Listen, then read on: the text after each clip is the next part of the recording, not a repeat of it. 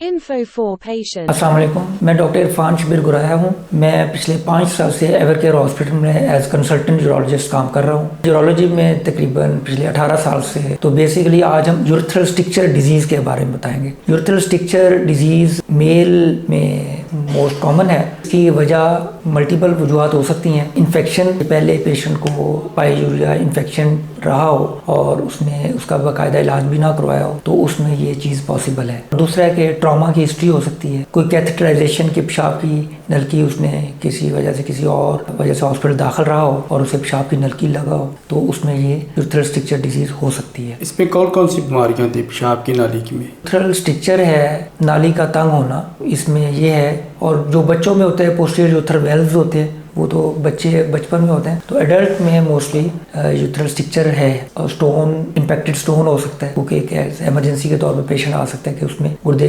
पेशाब की नाली में पत्थरी फंस गई है। ट्रॉमा की हिस्ट्री हो सकती है, पेशेंट को फॉल आ गई है या एक्सीडेंट हो गया है जिसके पेरिनियल रीजन में चोट लग सकती है। तो सर पेशाब की नाली में तंगी की क्या वजह होती है? पेशाब की नाली की तंगी की वजह इन्फेक्शन मोस्ट और कॉमन कॉज है और दूसरा मैंने बताया ट्रॉमा और हिस्ट्री ऑफ कैथेटराइजेशन। पेशाब की नलकी लगी है किसी और वजह से, किसी और ऑपरेशन के लिए या किसी वजह से हॉस्पिटल में लॉन्गर टाइम के लिए दाखिल रहा है पेशेंट तो उसे लेटर ऑन स्ट्रक्चर बन सकता है। तो सर इसका इलाज मेडिकल से ही किया जाता है या सर्जरी की तरफ जाना पड़ता है? इसमें भी बेसिकली हमें वही पेशाब के टेस्ट करवाने पड़ते हैं। यूरिन कंप्लीट है, यूरिन कल्चर है, अल्ट्रासाउंड, ये बेसिक टेस्ट है जो कि हमें इन डिजीज़ में करवाने पड़ते हैं। तो उसमें अगर वो पेशेंट कल्चर सेंसिटिव कोई ऐसी इन्फेक्शन नहीं आ रही तो हम रेट्रोग्रेड यूरेथ्रोग्राम एक यूरेथ्रोग्राम टेस्ट करते हैं। कंट्रास्ट स्टडी है, रेडियोग्राफ है, एक एक्सरे स्टडी, कंट्रास्ट स्टडी सादा लफ्ज़ों में मैं बताऊंगा। तो उसमें 2 व्यूज़ में उसके एक्सरे लिए जाते हैं, कंट्रास्ट डाइल्यूटेड होता है सलाइन में डाल के वो हम करते हैं जिसकी वजह से हमें एक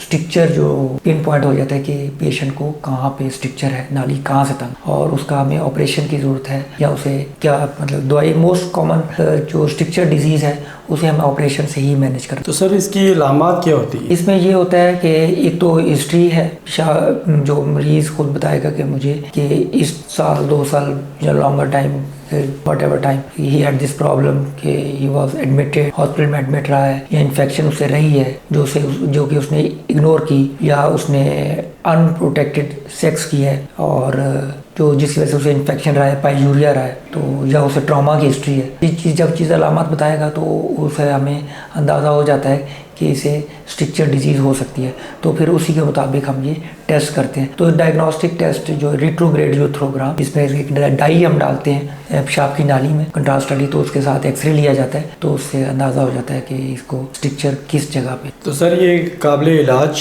है? बिल्कुल ये काबिल इलाज है, बिल्कुल काबिल इलाज है और इसके बड़े अच्छे रिजल्ट्स हैं। तो इसके लिए हम एंडोस्कोपिकली कैमरे से ऑपरेट करते हैं। इसमें कोई चीरा कोई कट नहीं लगता। तो एंडोस्कोपिकली ऑप्टिकल इंटरनल यूरेथ्रोटमी इसे हम कहते हैं, प्रोसीजर का नाम है और पेशेंट सेम डे घर जा सकते हैं और हम उसके बाद ऑपरेशन के बाद। तो सर कैमरा कैसे डालते हैं? वो पेशाब की नाली से इंस्ट्रूमेंट्स हमारे अच्छे किस्म के इंस्ट्रूमेंट्स होते हैं, उसके टेलीस्कोप लगी होती है। जो एडल्ट में हम इकीसेफर फ्रेंच की हमारे पास यूरेथ्रोटोम होती है जो कि हम डाल के वो हम ऑपरेट करते हैं। अच्छा, इसमें कोई कट वगैरह नहीं लगता? कट बिल्कुल नहीं लगता। तो सर मरीज़ कितनी देर बाद रिकवर हो जाता है? मरीज़ उसी शाम को या नेक्स्ट पोस्ट ऑफ डे पे घर जा सकता है और नाली 3 से 5 दिन रहती है। तो इसके बाद कोई मेडिकेशन?